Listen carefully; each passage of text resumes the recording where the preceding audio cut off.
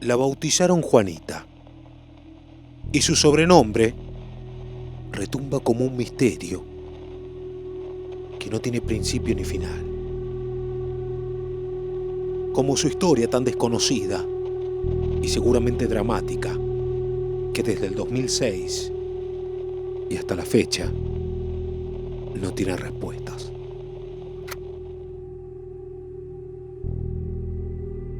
Un caso de los más espeluznantes y enigmáticos de San Juan.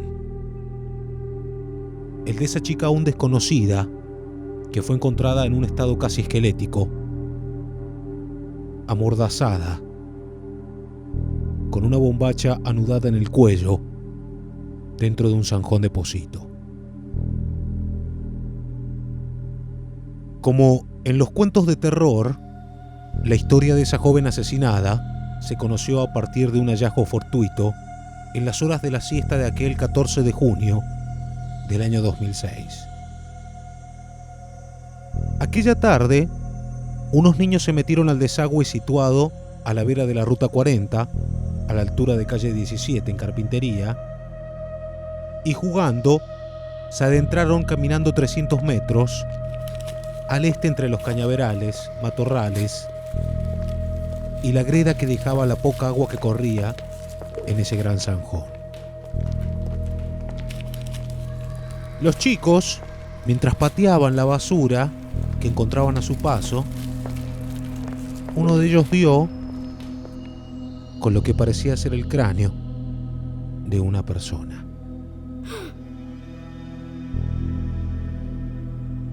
Los otros chicos miraron sorprendidos esos restos y confirmaron con espanto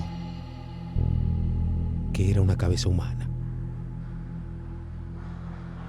Inmediatamente todos salieron corriendo hacia el barrio 9 de Mayo, que era el más cercano en ese lugar, y avisaron a sus padres sobre lo que acababan de encontrar.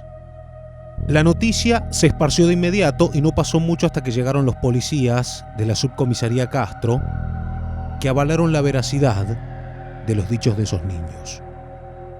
Después llegó la policía de la sección criminalística, la Brigada de Investigaciones de la Central y el juez José Atenágoras Vega, con personal del cuarto juzgado de instrucción. Ellos fueron los que abrieron la investigación frente a lo que desde un principio daba a entender que era un crimen, porque era evidente. Después, con posterioridad, los peritos levantaron los restos, muchos de ellos óseos, como el cráneo con algo de cabello y otros huesos con tejido, y parte de los órganos internos en avanzado estado de putrefacción. Además, un par de prendas de vestir, y todo esto mezclado con barro y algo de vegetación.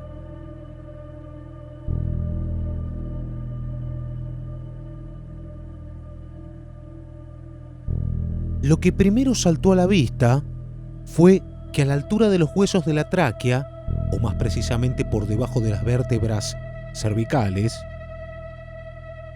tenía una prenda de tela con doble nudo y que todavía permanecía bien ajustada a los pocos tejidos humanos. Un reconocido médico forense luego destacó que era parte de una bombacha desgarrada tipo vedetina. La otra prenda que hallaron con los restos era una solera sin mangas, color beige, claro, ajustada en la cintura, con dos cintas con nudo simple, un pequeño bordado de hilo brillante verde, con la inscripción OIF o AF, unas pequeñas flores de 5 pétalos que decían Leita como marca y detalle 28. En una meticulosa tarea, el forense se encargó de armar el difícil rompecabezas con los restos óseos que recogió la policía y así reconstruyó gran parte de ese esqueleto, aunque faltaban las manos y los pies. Como dicen, En la jerga policial, el cuerpo hablaba. Las dimensiones de los huesos y el tamaño del cráneo revelaron que la víctima era una mujer y de contextura delgada. Los pocos cabellos que conservaba señalaron que tenía pelo lacio y castaño claro. El examen de las piezas dentarias arrojó indicios de que podía ser una persona de escasos recursos,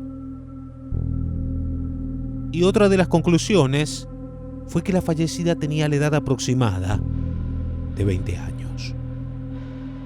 Se estimó que murió entre el 2003 y el 2005, o sea que su cuerpo llevaba por lo menos un año en ese desagüe. De acuerdo a las pericias, el cadáver fue abandonado en ese mismo lugar.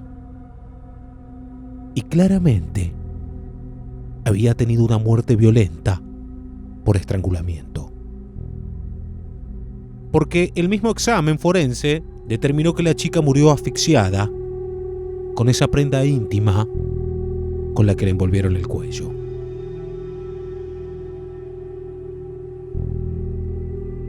El sitio preciso donde encontraron este cadáver fue en el desagüe que está ubicado al costado de Ruta 40 y Calle 17, en Pocito. Y por los mismos indicios, era una muerte aterradora, pero sin autores, y por así decirlo, virtualmente sin víctima. Y es que fue imposible identificar aquel cadáver. Así comenzaba este caso en torno a esa chica asesinada a la que bautizaron Juanita, en referencia al patrono de la provincia, cuya celebración es en junio. En los registros judiciales solo figuraba como NN. Sucede que durante días la policía local buscó datos de jóvenes desaparecidas en San Juan, pero no encontraron información de mujeres perdidas que permitieran el reconocimiento de esta víctima. Se creyó que podía ser una chica sanjuanina de apellido Gil, también buscada, pero la ficha de desaparición no se correspondía con el deceso de esta otra joven, según contó un viejo investigador. En lo demás, nadie había hecho un reclamo o preguntó por ese cuerpo.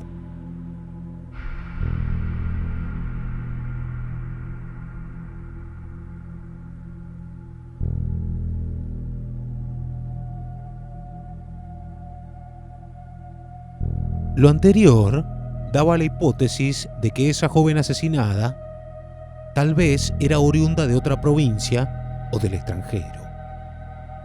Los investigadores enviaron comunicaciones a las policías y organismos oficiales del resto del país sobre el hallazgo del cadáver de una mujer NN y pidieron información de personas desaparecidas de sexo femenino. Una comisión judicial de La Rioja visitó los días posteriores al juez Vega y pasó por la morgue judicial de San Juan. Buscaban saber si ese cuerpo pertenecía a una turista suiza que desapareció el 29 de agosto del 2004 en las cercanías del Parque Nacional de Talampaya, en la vecina provincia de La Rioja. Pero después se determinó que no era ella. También vinieron de Tucumán, de Entre Ríos, de Buenos Aires, por los casos de otras mujeres. Pero no hubo caso. Los perfiles genéticos ni siquiera tenían una similitud. El médico forense de apellido Yesurón continuó trabajando y consiguió establecer algunos rasgos faciales de la víctima a partir del estudio de las características óseas del cráneo y otros restos que encontró en el lugar. Fue así que lograron reconstruir el posible rostro de la chica y lo plasmaron en un identikit. Pero ni siquiera su difusión alcanzó o sirvió para que alguien la reconociera y aportara datos. Así fue que, sin identificar el cuerpo, se hizo prácticamente imposible avanzar en el caso. La hipótesis del juez José Atenágoras Vega y los investigadores de homicidios se centró en que la víctima podía ser una joven de otra provincia o de otro país, víctima de violencia de género o trata de personas que nunca fue denunciada como desaparecida. En aquel entonces, el negocio de la prostitución estaba muy extendido y existían casas de citas, prostíbulos y whiskerías en toda la provincia. Era conocido por muchos que los regenteadores de estos locales nocturnos traían mujeres jóvenes del resto del país, como así también de Paraguay y de Brasil. Algunas seguramente como esclavas sexuales. Por eso las sospechas, hasta el día de hoy, es que Juanita era una de ellas y que fue asesinada por su proxeneta o sus captores. Y a casi 14 años del hallazgo de su cadáver, el misterio continúa. Quizás nunca se llegue a saber quién era ella y menos quiénes eran sus asesinos. Y mientras tanto, la historia de esa joven, a la que le pusieron el nombre de Juanita, seguirá rondando sin descanso en ese zanjón de Pocito, como otra de las cientos de víctimas de violencia de género.